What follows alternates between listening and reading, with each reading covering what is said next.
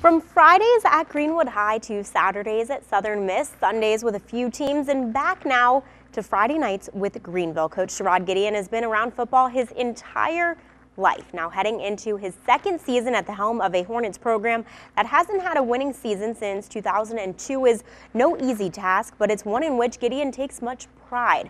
Ahead of his season opener with Gentry this coming Saturday, I had a chance to sit down with the HC for this week's installment of Beyond the Gridiron.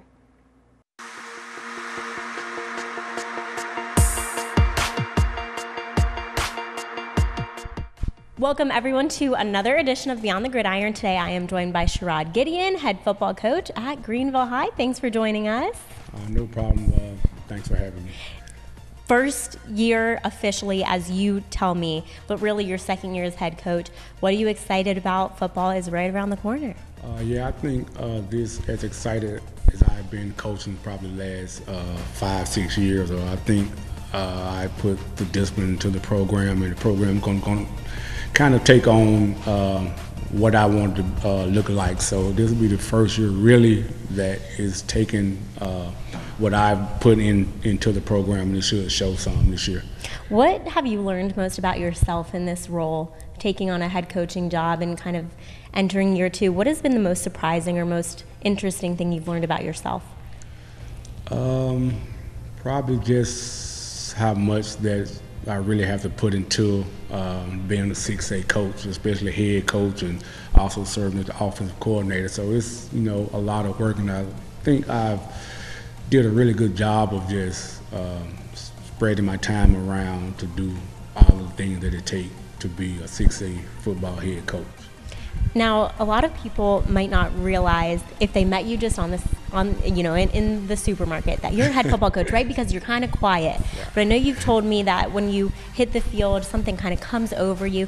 Just tell me a little bit about kind of your personality on and off the field. Yeah, it's pretty different. Off the field, I'm really shy, so I don't really talk a lot or talk to a lot of people. But like I say, once I get them, it's just something that's been with me for a long time. Even at Southern Miss, when I was in college, I didn't talk a lot just around people, but on the football field, I was a different guy. So it's just something that's inside of me, I guess, that shows up on game day, and after the game's over, I'm just a different person. And you did pretty well at Southern Miss. I think some Golden Eagles might know who you are, right? We're hanging out with the career leader in receptions, receiving yards, single game receptions, and receiving touchdowns.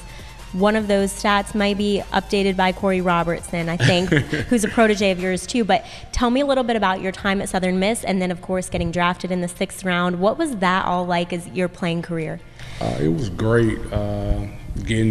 Just leaving the Delta, like I say, for the first time and getting away. It was kind of challenging at first, but as it grew on me as I got down there, and then with the football aspect of it, I was doing really well. After my redshirt freshman year, my career kind of took off. 2 back-to-back 1,000-yard seasons before my senior year, being rated the #2 receiver to come out in the draft. My senior year before the injuries, and like you say, the records, breaking those records.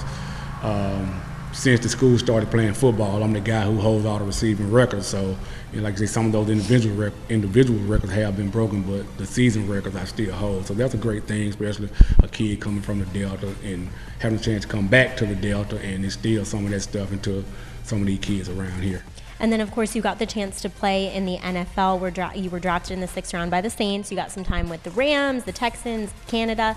How cool is it for your guys to see that someone like you from the Delta can go on, do these great things, and then get a chance to play in the league? It's every little kid's dream. Yeah, it's great. I think that's one aspect that helps us a whole lot, especially here in the Delta. When I was in Florida County, the kids, they drew to me here at Greenville the same way, Sometimes you have to, these kids have to see things instead of just hear about it. So now they see a guy who's from the Delta, who holds those records at Southern Miss, got a chance to get drafted, to see your name come across the TV screen, and get a chance to dress out in the NFL for NFL teams and do those type of things. So those guys get excited. They'll just ask me how were those days, and try to get those guys to do those same things and follow my footsteps. What are some misconceptions of the NFL? People might not realize that some parts maybe aren't so glamorous, maybe. Yeah, like I tell all the time, what they see on Sunday is not always what's going on. This is an 8 to 5 job. You leave, you get to the compound, and you're there all day long. You're there to 5, 6 o'clock in the evening. If you're gonna watch film after, it's later than this. And you see the guys driving the fancy cars in the houses. But training camps is very vicious on your body. Practicing twice a day and being in meetings all day, you barely have time for yourself. And also the discipline aspect of it. They're not going to keep asking you. They hit you in your pocket, what hurt you at. That's the first thing I noticed, like, man, if you miss breakfast, $5,000 fine. I think that would work for anybody, exactly. right? That's exactly. a pretty good incentive to be on time. Right. What about your favorite quarterback who ever threw to you? Do you have one? Do you have the best guy who ever threw a pass to you? I would have to say Lee Roberts at Southern Miss.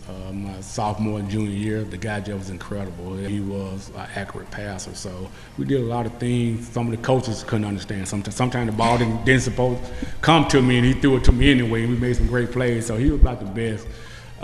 Like I say, Lee Roberts, and I didn't play with him, like I said, in the All-Star game with Tom Brady was my quarterback. So. But Lee Roberts, he was a great guy and to be around a great quarterback. And drafted in the same year as Tom Brady, am I right? Right, same year. He went to pick right before me. He went 199, I went 200. Like I say, we was on the same All-Star team coming out in college, so that's, pretty cool.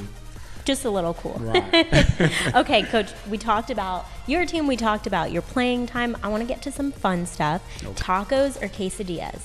Quesadillas. Okay. Steak quesadillas. Steak. Okay, I'm glad you specified because I was going to ask. Okay, what about your most used emoji? Probably the little thinking emoji. I like you. I'm glad it's like this one, right? Okay, there you go. Yeah. Did you have a team growing up when you were little that you loved? An NFL team? Pittsburgh Steelers. Still my favorite team now. Where's the coolest place you've ever played? I have 3 favorites. Tell us all 3. The Miami Dolphins in Davie, Florida. I loved it. Represent. South Beach. Hometown. Houston, Texas. I love Houston. That was a great place. And the last one would be Vancouver. Okay. It's very pretty in Vancouver. We're wishing you the best. I appreciate you being here and going beyond the gridiron with us. Good luck this season. All right, thanks.